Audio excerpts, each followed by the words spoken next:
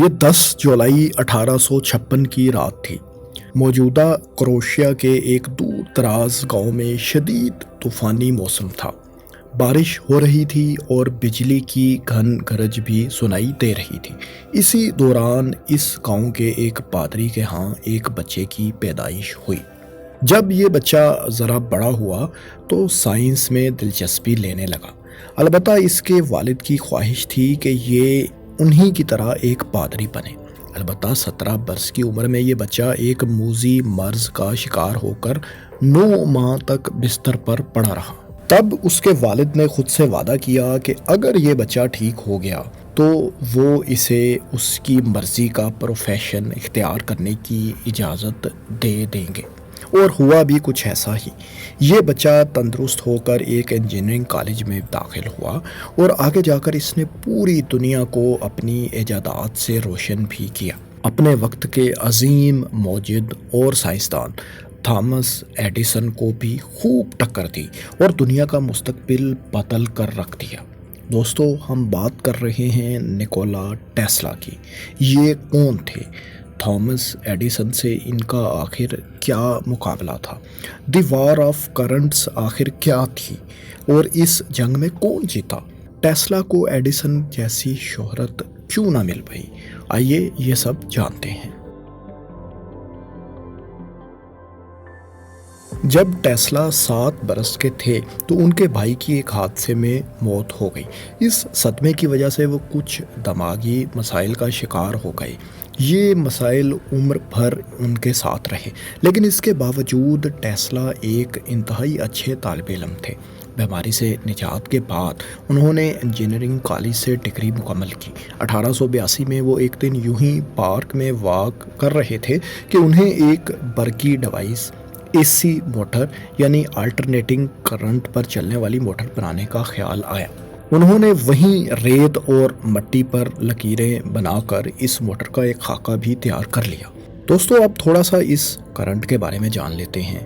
کسی ایٹم میں الیکٹران کی حرکت سے کرنٹ پیدا ہوتا ہے۔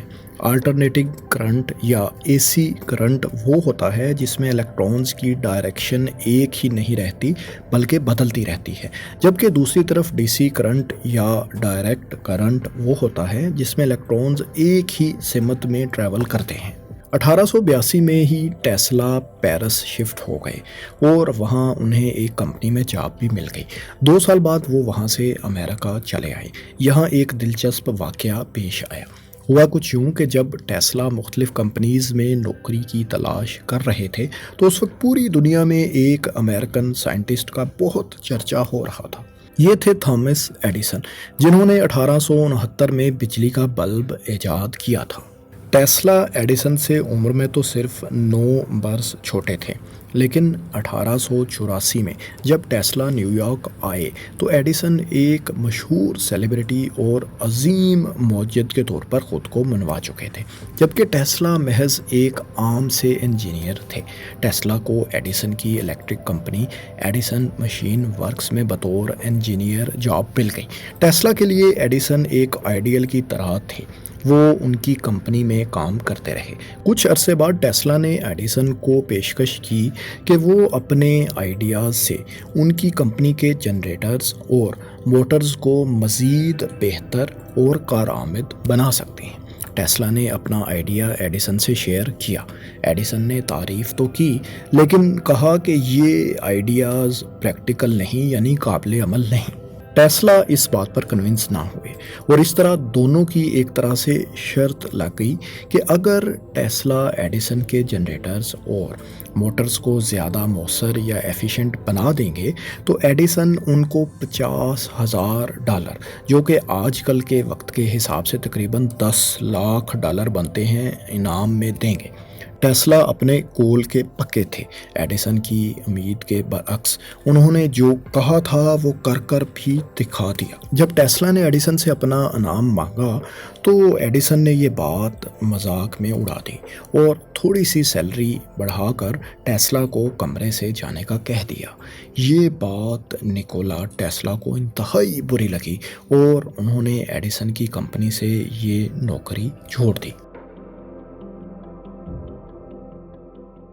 جاب چھوڑنے کے بعد ٹیسلا کے پاس اتنا پیسہ تھا کہ وہ اپنی ایک کمپنی خود سے بنا سکے، اور انہوں نے ایسا ہی کیا۔ ٹیسلا نے الیکٹرک لائٹ کمپنی کے نام سے ایک کمپنی سٹارٹ کر دی۔ ٹیسلا اب آلٹرنیٹنگ کرنٹ پر ریسرچ کر رہے تھے۔ ٹیسلا اے سی کرنٹ کے حامی تھے اور وہ اسے بجلی کی ترسیل کا نسبتاً سستا ذریعہ سمجھتے تھے۔ وہ اسی حوالے سے ریسرچ بھی کر رہے تھے، بلکہ اب ان کو باقاعدہ اس ریسرچ کا لائسنس بھی مل چکا تھا۔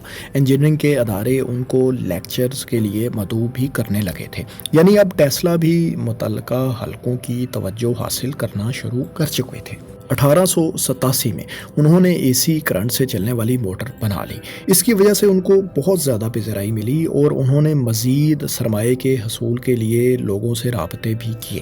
ان میں سے ایک جارج ویسٹنگ ہاؤس بھی تھے، جو خود بھی اے سی کرنٹ پر ہی کام کر رہے تھے۔ انہوں نے ٹیسلا کو ہائر کر لیا اور اے سی کرنٹ پر ریسرچ کے لیے ایک لیبارٹری بھی فراہم کی۔ دوستو، ایک طرف تو یہ سب چل رہا تھا، جبکہ دوسری طرف ایڈیسن تھے، جو اے سی کرنٹ کی بجائے ڈی سی کرنٹ کو بہتر آپشن سمجھتے تھے۔ قصہ کچھ یوں تھا کہ تھامس ایڈیسن ارب پتی امریکن بزنس مین جے پی مورگن، جن کے نام پر آج بھی امریکہ میں بہت بڑی بینکنگ ایمپائر کھڑی ہے، کے ساتھ پارٹنرشپ میں تھے۔ جے پی مورگن کی کمپنی پورے امریکہ میں ڈی سی کرنٹ سے بجلی کی ترسیل کے پروجیکٹس پر کام کر رہی تھی، جبکہ ٹیسلا اور ویسٹنگ ہاؤس کامیابی سے اے سی کرنٹ کے تجربات پر تجربات کرتے چلے آ رہے تھے۔ دراصل اے سی کرنٹ کے استعمال سے کم کرنٹ ضائع ہوتا تھا۔ اس طرح زیادہ فاصلے تک بجلی کی ترسیل نسبتاً زیادہ ایفیشینٹ یا زیادہ بہتر طریقے سے ہوتی تھی۔ اس میں پیسہ بھی ظاہر ہے کم لگتا تھا، اور وقت بھی، اور کرنٹ ضائع بھی کم ہوتا تھا۔ اب ٹیسلا کو اے سی کرنٹ کے بہت سے کانٹریکٹس بھی ملنے لگے تھے، کیونکہ ظاہر ہے یہ بجلی ٹرانسمٹ کرنے کا ایک ایفیشینٹ طریقہ تھا۔ یہ بات ایڈیسن کو بھی معلوم تھی۔ ادھر ٹیسلا کو کانٹریکٹس مل رہے تھے تو دوسری طرف ایڈیسن کے کانٹریکٹس ظاہر ہے کہ کینسل ہو رہے تھے۔ ان کے لیے یہ ایک بہت بڑا نقصان تھا۔ ایڈیسن اور جے پی مورگن نے مل کر ٹیسلا کے اے سی کرنٹ کے خلاف باقاعدہ ایک کمپین کا آغاز کر دیا۔ اے سی کرنٹ کے سسٹم میں سب سے بڑی خامی یہ تھی کہ یہ جانداروں کے لیے ڈی سی کرنٹ کی نسبت زیادہ خطرناک تھا۔ اس کے ذرا سے ایکسپوجر سے بھی جان جانے کا خطرہ تھا، جبکہ ڈی سی کرنٹ کافی حد تک اس سے نسبتاً محفوظ تھا۔ اے سی کرنٹ کے غیر محفوظ ہونے کو ایڈیسن اور ان کے ساتھیوں نے خوب پروپیگنڈے کے ذریعے استعمال کیا۔ اخبارات میں آرٹیکلز پبلش کیے گئے کہ اے سی کرنٹ آپ کی جان لے سکتا ہے۔ یہی نہیں بلکہ پبلک پلیسز پر جانوروں کو اے سی کرنٹ کے جھٹکے جان بوجھ کر لگائے جاتے، جس سے ظاہر ہے ان کی موت واقع ہو جاتی۔ یہی نہیں دوستو، بلکہ ایڈیسن نے اے سی کرنٹ کی مدد سے سزائے موت کے مجرموں کو پھانسی دینے کے لیے ایک الیکٹرک چیئر بھی بنوائی، جس پر ان کو بٹھا کر کرنٹ لگایا جاتا۔ یہ سب لوگوں کو اے سی کرنٹ کی مخالفت کرنے کے لیے اور اے سی کرنٹ کے حوالے سے خوف و ہراس پھیلانے کے لیے کیا جا رہا تھا۔ ایڈیسن اور ان کے ساتھیوں نے بہت سے حربے آزمائے، لیکن بالآخر اپنے مقصد میں وہ کامیاب نہیں ہو پائے۔ جیت اس وار آف کرنٹس میں اے سی کرنٹ کی ہی ہوئی۔ اس کرنٹ کے خطرناک جھٹکوں سے بچنے کے لیے کچھ احتیاطی تدابیر اپنا لی گئیں، اور پھر امریکہ میں بجلی کی ترسیل کے لیے اے سی کرنٹ کو ہی استعمال کیا گیا۔ 1893 کے شکاگو ورلڈ فیئر میں بھی الیکٹرانک سسٹم میں آلٹرنیٹنگ کرنٹ کا استعمال کیا گیا۔ انہی دنوں کینیڈا میں نیاگرا فالز آبشار پر بھی بجلی کا سسٹم نصب کرنے کے لیے پاور اسٹیشن میں اے سی کرنٹ کو استعمال کیا گیا۔ پھر دیگر ممالک بھی بجلی کی ترسیل کے لیے اے سی کرنٹ کو ہی اڈاپٹ کرتے چلے گئے، بلکہ آج جو بھی بجلی ہمارے گھروں میں پہنچائی جا رہی ہے وہ بھی اے سی کرنٹ کی صورت میں ہی ہے۔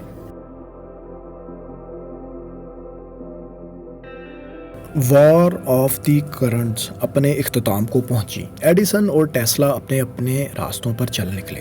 1890 کی دہائی میں ٹیسلا نیو یارک میں اپنی ذاتی لیب میں نئی ایجادات پر ریسرچ کرتے رہے۔ وہ نت نئے برقی آلات، خاص طور پر ریڈیو کے ذریعے آواز کے سگنلز پہنچانے پر کام کر رہے تھے۔ البتہ کچھ یوں ہوا کہ 1895 میں ان کی لیب میں آگ لگنے کی وجہ سے ان کے تمام ریسرچ نوٹس جل کر راکھ ہو گئے۔ اس پر مزید برا یہ ہوا کہ ایک اور سائنسدان مارکونی نے ٹیسلا کی ہی تھیوری کو استعمال کرتے ہوئے ریڈیو اس دوران ایجاد کر لیا۔ دوسری طرف ٹیسلا نے اپنی بچی ہوئی تمام دولت اکٹھی کی اور کولوراڈو میں ایک لیب بنا لی۔ وہاں انہوں نے بغیر تار کے بجلی یعنی وائرلیس انرجی کی فراہمی پر کام شروع کر دیا۔ وہ کم فاصلے تک تو وائرلیس بجلی پہنچانے میں کامیاب ہوئے، لیکن لمبے فاصلے تک بجلی نہیں پہنچا پائے۔ ٹیسلا ایک جنونی شخص تھے۔ ایک بار جس چیز کا سوچ لیتے پھر اسے کر کر ہی دم لیتے۔ وہ وائرلیس انرجی کے ناکام تجربات پر تجربات کرتے رہے اور اس طرح ان کی تمام دولت بالآخر ختم ہو گئی۔ ان کے پاس بہت سے آئیڈیاز اور تھیوریز اور بھی تھیں، لیکن سرمایہ نہیں تھا۔ 1912 میں ٹیسلا اور ایڈیسن دونوں کو نوبیل پرائز کے لیے نامینیٹ کیا گیا، لیکن پھر دونوں کو چھوڑ کر ایک تیسرے سائنسدان کو یہ نام دے دیا گیا۔ اس کی وجہ یہی بتائی جاتی ہے کہ دونوں ایک دوسرے کے ساتھ نوبیل پرائز شیئر نہیں کرنا چاہ رہے ہوں گے۔ دوستو، جہاں ایک طرف ٹیسلا کے پاس زندگی کے آخری دور میں عام ضروریات زندگی پوری کرنے کے لیے بھی پیسہ نہیں تھا، وہیں دوسری طرف ایڈیسن ارب پتی بن چکے تھے۔ ان کے پاس سرمایہ کی کوئی کمی نہیں تھی۔ وہ ایجادات پر ایجادات کرتے رہے۔ انہیں لوگ ایک عظیم موجد سمجھتے تھے، جبکہ ٹیسلا کو جنونی اور خبتی سائنسدان سمجھا جاتا تھا۔ ٹیسلا نے ساری زندگی شادی بھی نہیں کی۔ ٹیسلا نے اپنی زندگی کے آخری چند سال نیو یارک کے ایک ہوٹل میں گزارے۔ وہ اس قدر تنہا ہو چکے تھے کہ وقت بتانے کے لیے وہ ایک قریبی پارک میں کبوتروں کو دانہ ڈالتے اور ان سے باتیں کرتے رہتے۔ 7 جنوری 1943 کو دنیا کو اپنی ایجادات سے روشن کرنے والا یہ جنونی عظیم سائنسدان دنیا سے رخصت ہو گیا۔ سالوں بلکہ دہائیوں تک ٹیسلا کا نام تاریخ میں کہیں گم رہا، جبکہ بلب کے موجد ایڈیسن کا نام بچے بچے کو معلوم تھا اور آج بھی ہے۔ 2003 میں آج کے مشہور ارب پتی بزنس مین ایلان مسک نے اپنی کمپنی کا نام ٹیسلا رکھا۔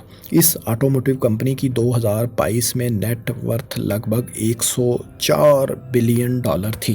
ایلن مسک کا اس کمپنی کے نام کے حوالے سے کہنا تھا کہ انہوں نے نکولا ٹیسلا جیسے عظیم سائنسدان کو ٹریبیوٹ دینے کے لیے اپنی کمپنی کا نام ان کے نام پر رکھا تھا۔ دوستو، نکولا ٹیسلا بے شک ایک عظیم موجد تھے۔ ان کے بہت سے نامکمل پروجیکٹس اگر اس وقت کامیاب ہو جاتے تو نہ صرف ٹیسلا ایک مختلف زندگی جی پاتے، بلکہ دنیا بھی ان ایجادات سے شاید دہائیوں پہلے فائدہ اٹھا پاتی۔ بلا شبہ ٹیسلا کو رہتی دنیا تک ایک ہیرو اور عظیم سائنسدان کے طور پر یاد رکھا جائے گا۔ آپ کو یہ ویڈیو کیسی لگی؟ کمنٹس میں اپنی رائے سے ضرور آگاہ کریں۔ شکریہ۔